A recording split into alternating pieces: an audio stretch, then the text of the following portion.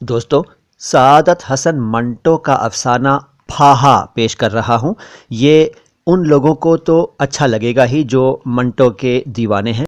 उनको भी पसंद आएगा जो शुद्ध भाषा सुनने के शौकीन हैं, शुद्ध उच्चारण में इंटरेस्टेड हैं। तो पेश है सआदत हसन मंटो का अफ़साना फाहा।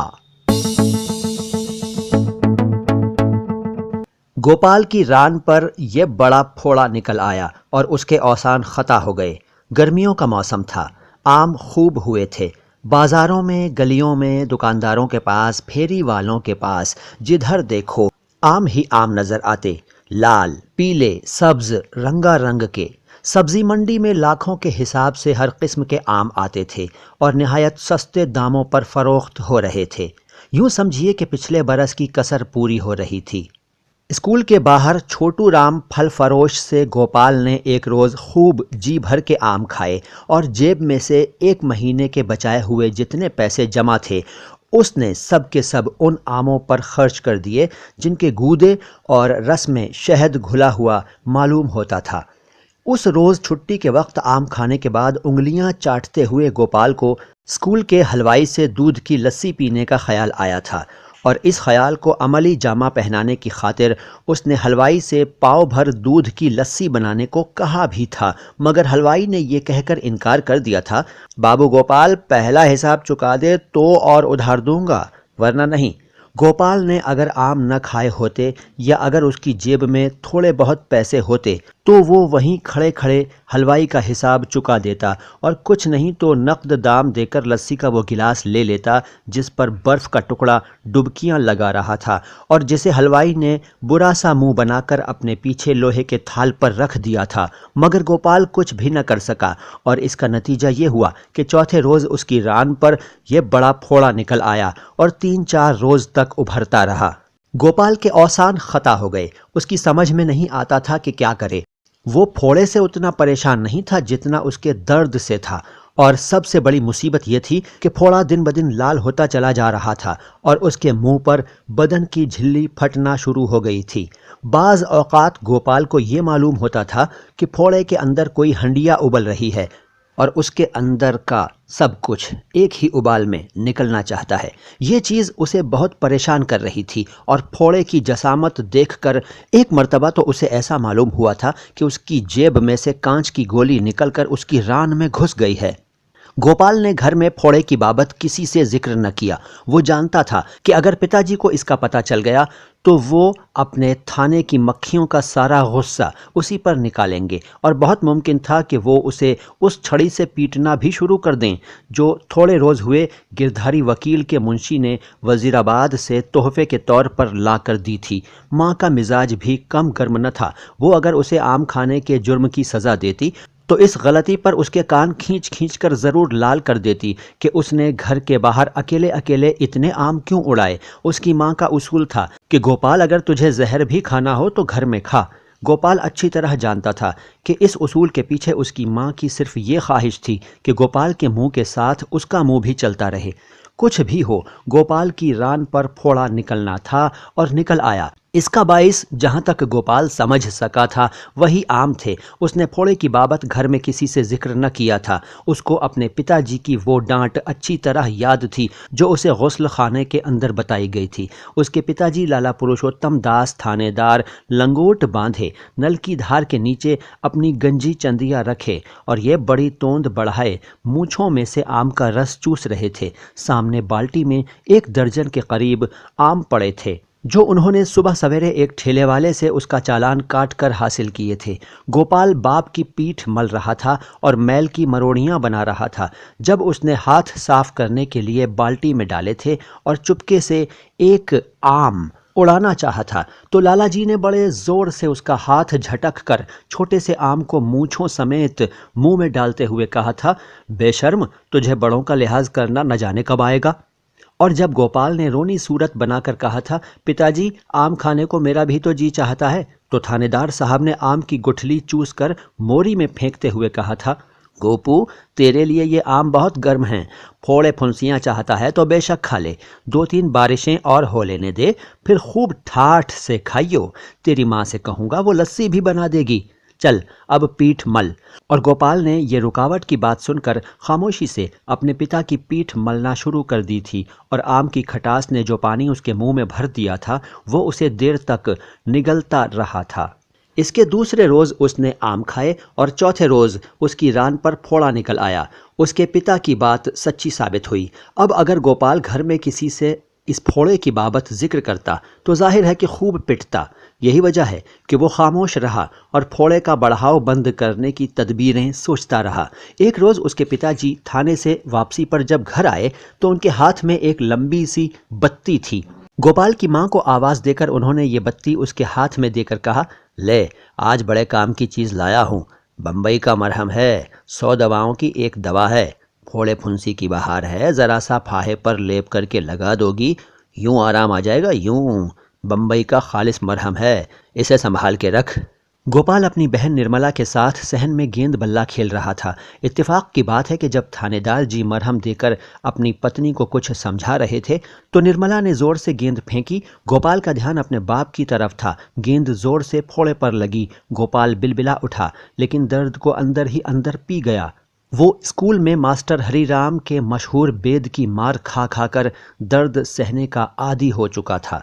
उधर गोपाल के फोड़े पर गेंद लगी और इधर उसके बाप की ये आवाज़ बुलंद हुई, ज़रा सा फाहे पर लेप करके लगा दोगी, यूं आराम आ जाएगा यूं।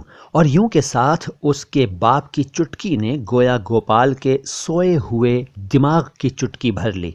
उसको अपने दर्द का इलाज मालूम हो गया। उसकी माँ ने मरहम की बत्ती सामने दालान में सिलाई की पिटारी में रख दी। गोपाल को अच्छी तरह मालूम था कि उसकी माँ आमतौर पर सिलाई की पिटारी ही में सब संभलने वाली चीज़ें रखा करती है। सबसे ज़्यादा संभलने वाली चीज़ वो मोचना था जिससे उसकी माँ हर 10वें 15वें रोज़ अपने तंग माथे के बाल साफ किया करती थी। ये बिला शक व शुबह सिलाई की पिटारी में उस पुड़िया समेत मौजूद था जिसमें कोयलों की सफ़ेद राख जमा रहती थी। ये उसकी माँ बाल नोच कर माथे पर लगाया करती थी। ताहम गोपाल ने अपना इत्मीनान करने के लिए गेंद दालान में फेंक दी और उसको पलंग के नीचे से निकालते हुए अपनी माँ को सिलाई की पिटारी में मरहम रखते देख लिया। दोपहर को उसने अपनी बहन निर्मला को साथ मिलाकर छोटी कैंची जिससे उसका बाप उंगलियों के नाखून काटता था, मरहम की बत्ती और अपने बाप के पायजामे से बचा हुआ लट्ठे का वो टुकड़ा हासिल किया जिससे उसकी माँ एक और टुकड़े को साथ मिलाकर शलवार की मियानी बनाना चाहती थी। दोनों ये चीज़ें लेकर ऊपर कोठे पर चले गए और बरसाती के नीचे कोयलों की बोरियों के पास बैठ गए। निर्मला ने जब जेब से लट्ठे का टुकड़ा निकालकर अपनी रान पर शलवार के फिसलते हुए रेशमी कपड़े पर फैलाकर गोपाल की तरफ अपनी नाचती हुई आंखों से देखा तो उस वक्त ऐसा मालूम हुआ कि 11 बरस की ये कमसिन लड़की जो दरियाई सरकंडे की तरह नाजुक और लचीली थी, एक बहुत बड़े काम के लिए अपने आप को तैयार कर रही है। उसका नन्हा सा दिल जो उस वक्त तक सिर्फ माँ बाप की झिड़कियों और अपनी गुड़ियों के मैले होते हुए चेहरों की फिक्र से धड़का करता था, अब अपने भाई की रान पर फोड़ा देखने के ख्याल से धड़क रहा था। उसके कान की लौएं लाल और गर्म हो गई थीं। गोपाल ने घर में अपने फोड़े की बाबत किसी से जिक्र न किया था, लेकिन अब निर्मला को सारी बात कह सुनाई थी कि किस तरह उसने चोरी चोरी आम खाए और लस्सी पीना भूल गया। उसकी रान पर पैसे के बराबर फोड़ा निकल आया। जब गोपाल ने अपनी राम कहानी सुनाकर निर्मला से राजदाराना लहजे में कहा था, देख निर्मला, घर में ये बात किसी से ना कहियो, तो निर्मला ने बड़ी मतीन सूरत बनाकर जवाब दिया था, मैं पागल थोड़ी हूँ। गोपाल को यकीन था कि निर्मला ये बात अपने तक ही रखेगी, चुनाचे उसने पाजामे को ऊपर उड़स लिया। निर्मला का दिल धक धक कर रहा था जब गोपाल ने बैठकर अपना फोड़ा दिखाया और निर्मला ने दूर ही से अपनी उंगली से उसे छुआ तो उसके बदन पर एक झुरझुरी सी तारी हो गई। सी सी करते हुए उसने उभरे हुए लाल फोड़े की तरफ देखा और कहा, कितना लाल है, अभी ये और होगा। गोपाल ने अपने मर्दाना हौसले का इजहार करते हुए जवाब दिया। निर्मला ने हैरत से पूछा, क्या?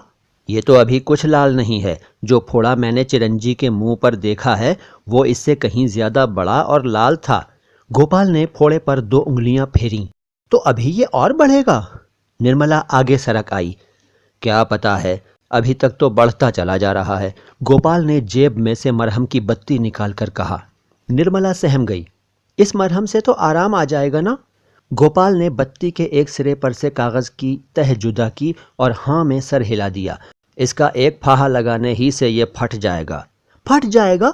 निर्मला को ऐसा मालूम हुआ कि उसके कान के पास रबड़ का गुब्बारा फट गया है। उसका दिल धक से रह गया। और इसके अंदर जो कुछ है फूट बहेगा, गोपाल ने मरहम को उंगली पर उठाते हुए कहा। निर्मला का गुलाबी रंग अब बंबई के मरहम की तरह पीला पड़ गया था। उसने धड़कते हुए दिल से पूछा, मगर ये फोड़े क्यों निकलते हैं भैया? गर्म चीजें खाने से, गोपाल ने एक माहिर तबीब के से अंदाज में जवाब दिया। निर्मला को वो 2 अंडे याद आ गए जो उसने 2 माह पहले खाए थे। वो कुछ सोचने लगी। गोपाल और निर्मला के दरमियान चंद बातें और हुईं। इसके बाद वो असली काम की तरफ मुतवज्जे हुए। निर्मला ने लट्ठे का एक गोल फाहा काटा बड़ी नफासत से। ये रुपए के बराबर था और इसकी गोलाई में मजाल है जो ज़रा सा नुक्स भी हो। ये उसी तरह गोल था जिस तरह निर्मला की माँ के हाथ की बनी हुई रोटी गोल होती थी। गोपाल ने उस फाहे पर थोड़ा सा मरहम लगाया और उसे अच्छी तरह फैलाने के बाद फोड़े की तरफ गौर से देखा। निर्मला गोपाल के ऊपर झुकी हुई थी और गोपाल की हर हरकत को बड़ी दिलचस्पी से देख रही थी। गोपाल ने जब फाहा अपने फोड़े के ऊपर जमा दिया तो निर्मला कांप गई, जैसे उसके बदन पर किसी ने बर्फ का टुकड़ा रख दिया है। अब आराम आ जाएगा? निर्मला ने नीम सवालिया अंदाज में कहा। गोपाल जवाब देने भी न पाया था कि बरसाती के बराबर वाली सीढ़ियों पर किसी के चढ़ने की आवाज़ सुनाई दी। ये उनकी माँ थी जो गालिबन कोयले लेने के लिए आ रही थी। गोपाल और निर्मला ने बैक वक्त एक दूसरे के चेहरे की तरफ देखा और कुछ कहे सुने बगैर सब चीज़ें इकट्ठी करके उस पुराने संदूक के पीछे छुपा दी जहां उनकी बिल्ली सुंदरी बच्चे दिया करती थी, और चुपके से भाग गए। यहाँ से भागकर गोपाल जब नीचे गया तो उसके बाप ने उसे बाहर फालूदा लाने के लिए भेज दिया, और जब वो वापस आया तो उसे गली में निर्मला मिली। फालूदे का गिलास उसके हवाले करके वो चिरंजी के घर चला गया और इस तरह उन चीज़ों को उनकी जगह पर रखना भूल गया जो माँ के अचानक आ जाने से उसने और निर्मला ने संदूक के पीछे छुपा दी थीं। चिरंजी के यहाँ वो देर तक ताश खेलता रहा। खेल से फारिग होकर जब वो चिरंजी की बगल में हाथ डाले कमरे से बाहर निकल रहा था तो किसी बात पर उसका दोस्त हंसा और उसके दाहिने गाल पर फोड़े का निशान लंबी सी लकीर बन गया। उसको देखकर गोपाल को फौरन ही अपने फोड़े का ख्याल आया और इस ख्याल के साथ ही उसे वो चीज़ें याद आ गईं जो संदूक के पीछे पड़ी थीं। वो चिरंजी की बगल से हाथ निकाल कर भागा। घर पहुंचकर उसने वहाँ की फ़ज़ा देखी। उसकी माँ सहन में बैठी उसके बाप से मिलाप अखबार की खबरें सुन रही थी। दोनों किसी बात पर हंस रहे थे। गोपाल उनके पास से गुजरा। दोनों ने उसकी तरफ देखा मगर उससे कोई बात न की। गोपाल को इत्मीनान हो गया कि अभी तक उसकी माँ ने अपनी सिलाई की पिटारी नहीं देखी। चुनाचे वो चुपके से कोठे पर चला गया। वो बड़े कोठे को तय करके दरवाजे के अंदर दाखिल होने वाला ही था कि उसके कदम रुक गए। संदूक के पास बैठी निर्मला कुछ कर रही थी। गोपाल पीछे हट गया और छुप कर देखने लगा। निर्मला बड़े ध्यान से फाहा तराश रही थी। उसकी पतली पतली उंगलियां कैंची से बड़ा नफीस काम ले रही थीं। फाहा काटने के बाद उसने थोड़ा सा मरहम निकालकर उस पर फैलाया और गर्दन झुकाकर अपने कुर्ते के बटन खोले। सीने के दाहिनी तरफ छोटा सा उभार था। ऐसा मालूम होता था कि नलकी पर साबुन का छोटा सा नामुकम्मल बुलबुला अटका हुआ है। निर्मला ने फाहे पर फूंक मारी और उसे उस नन्हे से उभार पर जमा दिया।